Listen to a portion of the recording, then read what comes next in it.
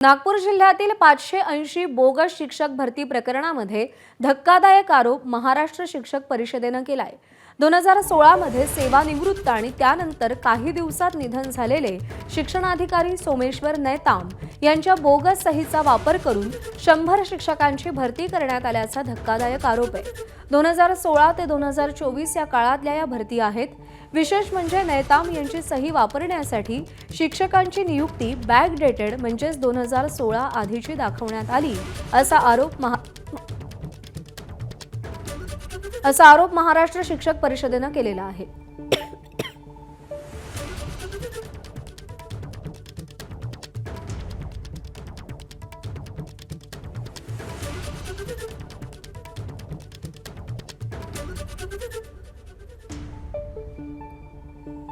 तर बोगस भरती करताना 2016च्या आधीच्या नोंदी दाखवल्या गेल्यात। 580 बोगस शिक्षक भरतीमध्ये हे धक्कादायक आरोप करण्यात आलेले आहे।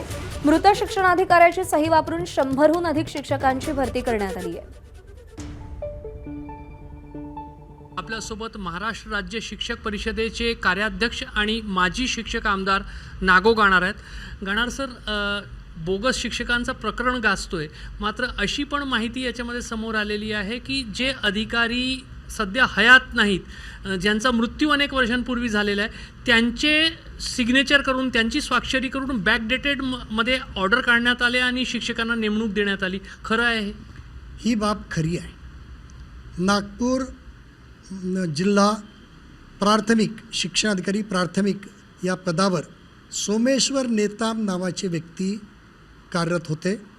त्यांना सेवानिवृत्तीच्या दिवशी म्हणजे 2016 मध्ये सेवानिवृत्तीच्या दिवशी अँटी करप्शनने धाड टाकून त्यांना पकडलं होतं। त्यांच्या घरून मोठी रक्कम जप्त केली होती। त्यानंतर त्यांचं दुःखद निधन झालं। त्यांच्या मरणानंतर त्यांच्या सहीचे ॲप्रुव्हल ऑर्डर बोगस शिक्षक नियुक्तीच्या संदर्भातले सतत काढणं सुरू होतं आणि माझी माहिती अशी आहे की 2024 पर्यंत त्यांच्या सहीचे बोगस आदेश काढले गेले। सोमेश्वर नैताम बहुतेक 2016ला सेवानिवृत्त झाले, म्हणजे 2024 पर्यंत म्हणजे त्यांच्या सेवानिवृत्तीच्या नंतर 8 वर्ष त्यांच्या स्वाक्षरीचे ऑर्डर काढले जात होते। सोमेश्वर नेताम 2016ला सेवानिवृत्त झाले, त्यानंतर त्यांचं दुःखद निधन झालं। जे बोगस नियुक्त्या आहेत त्या 2013, 14, 15 अशा करण्यात आल्या आणि त्याच्या शासन मान्यता यांनी सोमेश्वर नेताम यांच्या बोगस स्वाक्षऱ्या करून त्याचे आदेश काढले। म्हणजे नंतरच्या काळात ज्या शिक्षकांना पैसे घेऊन त्यांची भरती करण्यात आली त्यांना बॅकडेट म्हणजे पूर्वीच्या काळापासून त्यांची नियुक्ती दाखवण्यासाठी सोमेश्वर नैताम यांचा कार्यकाळ आणि त्यांची बोगस स्वाक्षरी वापरली गेली। अगदी बरोबर। बॅकडेटेड अपॉइंटमेंट आहे, बॅकडेटेड ऑर्डर आहे, सही मात्र सोमेश्वर नेतामची बोगस आहे। असे एक नाही 100-200 ऑर्डर्स आहे आणि ते ग्राह्य धरण्यात आले। कार्यरत असलेल्या शिक्षण उपसंचालकाकडून त्यांनी शालार्थ ID दिली आणि त्यांचं वेतन सुरू आहे। आणि अपडेट जाणून घेऊयात। रजत वशिष्ठ आपले प्रतिनिधी सध्या आपल्या सोबत आहेत। रजत, या संपूर्ण घोटाळ्याची व्याप्ती आपण पाहिली, त्यातले आरोप पाहिले तर साम दाम दंड भेद सगळ्याचा वापर करून या नियुक्त्या झाल्याचं आपल्याला दिसतंय। अपेक्षा आहे ती कठोरात कठोर कारवाई होण्याची।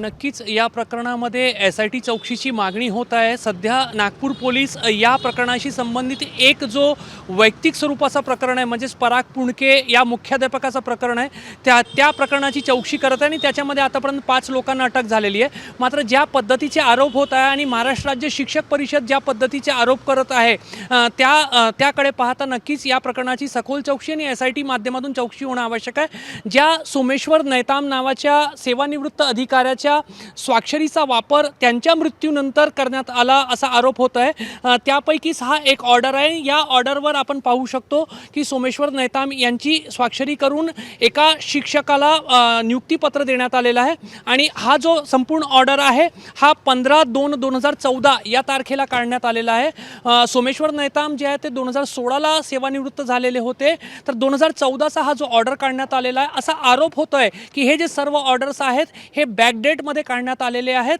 आणि नंतरच्या काळात सोमेश्वर नैताम पदावर नव्हते, ते हयात नव्हते, त्यांचा मृत्यू झालेला होता, त्याच्यानंतर बॅकडेटमध्ये असे ऑर्डर्स पैसे घेऊन काढण्यात आले आणि त्याच्यामध्ये सोमेश्वर नैताम यांच्या स्वाक्षरीचा वापर करण्यात आल्याचा आरोप होत आहे। अत्यंत गंभीर आरोप आहे आणि जर अशा पद्धतीने शिक्षण विभागामध्ये कारभार चालणार असेल तर शाळांमध्ये विद्यार्थ्यांना अशा पद्धतीने रुजू झालेले जे शिक्षक आहे त्या कुठल्या पद्धतीचं शिक्षण देत असतील याची कल्पनाच केलेली बरी। त्यामुळे नक्कीच या प्रकरणी SIT चौकशीची जी मागणी होत आहे ती रास्त वाटते आणि या प्रकरणी दूध का दूध पाणी का पाणी जर करायचं असेल तर SIT चौकशी होणं आवश्यक आणि त्यासाठी सरकारनं पुढाकार घेण्याची गरज आहे। निश्चित रजत, धन्यवाद दिलेल्या या सगळ्या सविस्तर माहितीसाठी। ABP माझा, उघडा डोळे बघा नीट।